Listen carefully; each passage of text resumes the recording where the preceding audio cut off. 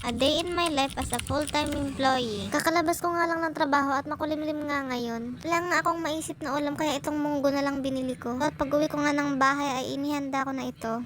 Bago ko nga yan lutuin ay hinugasan ko na muna ang cooking pot na ito para magsaing. Ganto nga mga ante ang eksena ko tuwing umaga pagkakauwi ko ng trabaho. Dahil kaysa nga bumili ako ng luto ng almusal ay bumibili na lang ako ng ulam. Dahil feeling ko nga ay nagdodoble gastos lang ako kapag ganun ang ginagawa ko. Kumpara sa magluluto na lang ako ng ulam sa umaga at ulam ko na rin yun hanggang gabi. Dahil sa panahon nga ngayon ay bilihin na lang ang nagmamahal.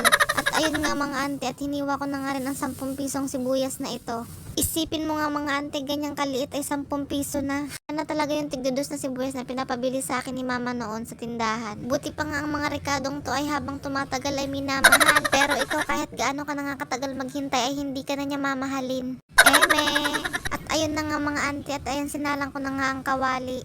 At sinutay-sutay ko na nga rin ang mga mamahaling rekado na yan. At ayan hinalo-halo ko na nga lang pala pagkatapos kong ilagay ang mga sibuyas at kamatis na mamahalin. At dahil tipid days nga muna tayo, ayan nilagay ko na ang munggo. Kumain nga muna ako ng presto habang pinapakuluan ko yung munggo. At habang nakaupo nga ako ay natanaw ko itong malunggay dito sa may bubong ng kapitbahay namin. Diyos ko ante, pagka sinwerte ka nga itatagos ka talaga dun sa loob ng kapitbahay ninyo. Ang malunggay na nga na yan ay tanim nga yan ng kabilang bahay. Yung bubong nga na inaapakan ko dyan ay kwarto din yan sa baba ng apartment at may nakatira nga din dyan na nagre-rent din.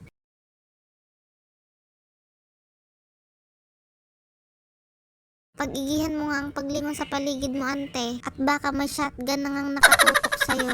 Pagpasensyahan nyo na nga at dati nga akong miyembro ng mga nangangalakal ng kable tuwing hating gabi. Eme!